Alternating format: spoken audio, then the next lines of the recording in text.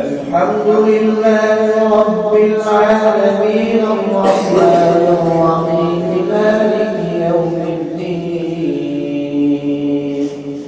إياك نعبد وإياك نستعين اهدنا الصراط المستقيم صراط الذين أنعمت عليهم غير المغضوب عليهم ولا الضالين.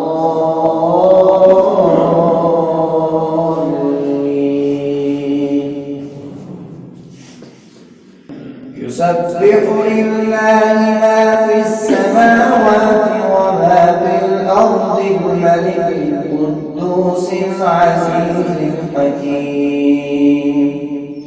هو الذي بعث في الأميين رسولا منهم يتلو عليهم آياته ويزكيهم ويعلمهم الكتاب والحكمة وإن كانوا من قبل لفي ضلال مبين وآخرين منهم لما يلحقوا بهم وهو العزيز الحكيم ذلك فضل الله يؤتيه من يشاء والله ذو الفضل العظيم. مثل الذين حملوا التوراة ثم لم يحملوها كمثل الحمار يحمل أسفارا بئس مثل القوم الذين كذبوا بآيات الله والله لا يهدي القوم الظالمين. قل يا أيها الذين هادوا إن زعمتم أنكم أولياء لله من دون الناس فتمنوا الموت إن كنتم صادقين ولا يتمنونه أبدا بما قدمت أيديهم والله عليم بالظالمين. قل إن الموت الذي تفرون منه فإنه ملاقيكم ثم تردون إلى عالم الغيب والشهادة فينبئكم بما كنتم تعملون. يا أيها الذين آمنوا إذا نودي للصلاة من يوم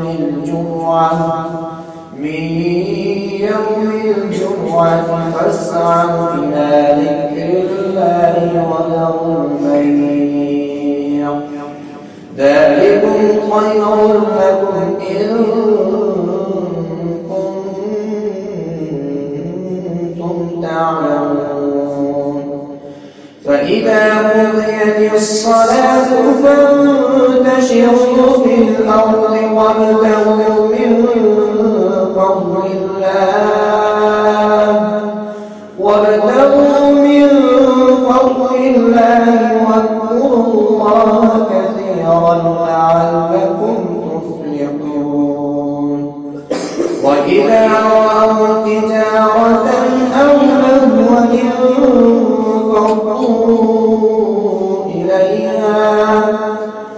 لهوا انفضوا إليها وتركوك قائما قل ما عند الله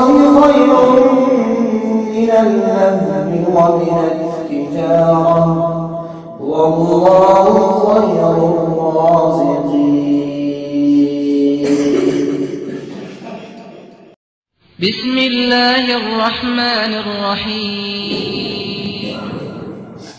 سبح اسم ربك الأعلى الذي خلق فسوى والذي قدر فهدى والذي أخرج المرعى فجعله غثاء أحوى سنقرئك فلا تنسى إلا ما شاء الله إنه يعلم الجهر وما يخفى ونيسرك لليسرى فذكر إن نفعت الذكرى سيذكر من يخشى ويتجنبها الأشقى الذي يصلى النار الكبرى ثم لا يموت فيها ولا يحيا